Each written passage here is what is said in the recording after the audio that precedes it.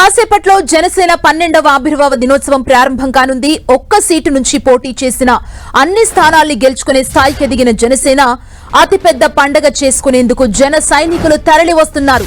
ప్రభుత్వం ఏర్పడిన తర్వాత మొదటి ఆవిర్భావ దినోత్సవం కావటంతో భారీ స్థాయిలో ఏర్పాట్లు చేశారు. పిఠాపురం నియోజకవర్గం చిత్రాలలో జనసేన భారీ బహిరంగ సభ నిర్వహిస్తోంది.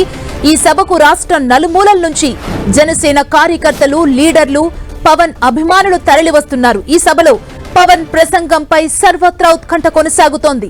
సేనాని చాలా రోజుల తర్వాత పబ్లిక్ మీటింగ్ అడ్రస్ చేయబోతున్నారు. పైగా పార్టీ కార్యకర్తలు, నేతల్ని ఉద్దేశించి మాట్లాడబోతున్నారు. దీంతో ఆయన ప్రసంగం ఎలా ఉండబోతుందన్న ఆసక్తి అయితే కొనసాగుతోంది.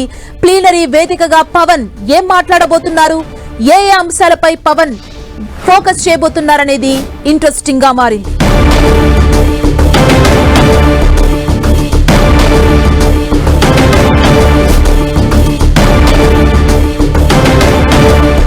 జనసేన సభా ప్రాంగణం నుంచి మరింత సమాచారాన్ని మా ప్రతినిధి దుర్గా అందిస్తారు.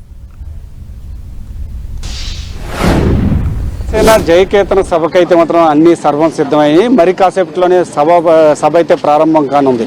ఈ సభా ప్రాంగణానికి దూర ప్రాంతాల నుంచి వాళ్ళకి అన్ని రకాల కాసేపట్లో జనసేన పార్టీ 12వ ఆవిర్భావ దినోత్సవ సభ ప్రారంభం కాబోతుంది. పిఠాపురం నియోజకవర్గంలో ఇప్పటికే జనసేన కార్యకర్తలు, జనసేన నేతలంతా కూడా సభ ప్రాంగణానికి చేరుకున్నారు. మరి కాసేపట్లోనే ఈ సభ ప్రారంభం కాబోతుంది. అయితే మంగళగిరి నుంచి కాసేపట్లో బయలుదేరనున్నటువంటి పవన్ కళ్యాణ్ సభ ప్రాంగణానికి చేరుకుని సభను ఉద్దేశించి మాట్లాడబోతున్నారు. అయితే ఈ ఆవిర్భావ సభలో పవన్ కళ్యాణ్ మాటలు ఏం మాట్లాడతారనే దానికి సంబంధించి కూడా చాలా ఆసక్తిగా జన సైనికులతో పాటు రాష్ట్రంలో ఉన్నటువంటి రాజకీయ వర్గాలను కూడా ఎదురు చూస్తున్నాయి. ఎందుకంటే కూటమిలో భాగస్వామిగా ఉన్నటువంటి జనసేన పార్టీ గడిచినటువంటి ఎన్నికల్లో భారీ విజయం సాధించిన తర్వాత జరుగుతున్నటువంటి ఆవిర్భావ సభ కావడంతో ప్రతి ఆవిర్భావ సభ ఇప్పటివరకు జరిగినటువంటి అన్ని ఆవిర్భావ సభల్లో కూడా పవన్ కళ్యాణ్ స్పీచ్ అనేది చాలా హైలైట్ గా మారింది.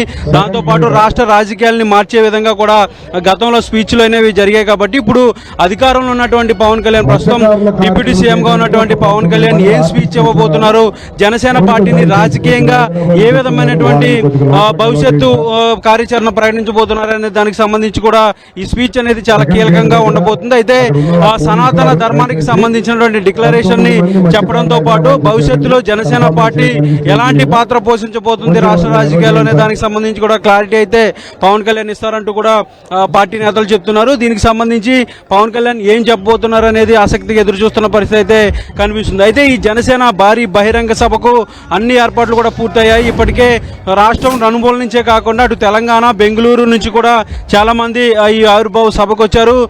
ముఖ్యంగా పిఠాపురానికి థ్యాంక్స్ చెప్తూ పిఠాపురం వేదికగానే ఈ సభను ఏర్పాటు చేస్తున్నారు. ఎందుకంటే పిఠాపురం నుంచే పవన్ కళ్యాణ్ ఇక్కడ నుంచి గెలిచారు కాబట్టి పిఠాపురానికి థ్యాంక్స్ చెప్తూ పిఠాపురంలోనే ఈ సభను నిర్వహిస్తున్నామంటూ కూడా జనసేన చెప్తుంది. విజయకేతనం పేరుతో ఈ సభకు కూడా ఒక పేరు కూడా పెట్టడం జరిగింది. అన్ని ఏర్పాట్లు కూడా పూర్తయ్యాయి. మరి కాసేపట్లోనే ఈ సభ ప్రారంభం కాబోతుంది. ఒక పక్క ఎండ వేడిని తట్టుకుని కూడా జన సైనికులంతా కూడా పెద్ద ఎత్తున ఈ సభకు వచ్చారు. దాదాపు 1,00,000 నుంచి 2 లక్షల వరకు జన సైనికులు ఈ సభకు వస్తారంటూ కూడా జనసేన పార్టీ నేతలు చెప్తున్నారు. దానికి తగ్గట్టుగా ఏర్పాట్లను కూడా చేశారు.